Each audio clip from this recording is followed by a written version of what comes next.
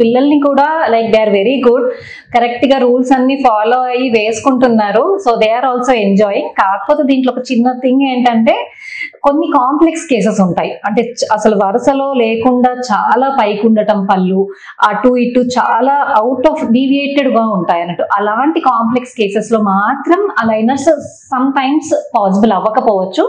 So అప్పుడు మనకి parents వాళ్ళని తీసుకొచ్చినప్పుడు మనం ఏం చేస్తామంటే థరోగా అనాలిసిస్ చేసి వాళ్ళు వెళ్ళొచ్చా, ఛాన్సెస్ ఉన్నాయా, దాంతో ట్రీట్మెంట్ చేసుకుంటే కంప్లీట్ గా ఎగ్జాక్ట్ గా రిజల్ట్స్ చాలా బాగుంటాయా లేదా అనేది మనం పేరెంట్స్ తోని ముందే డిస్కస్ చేస్తాం.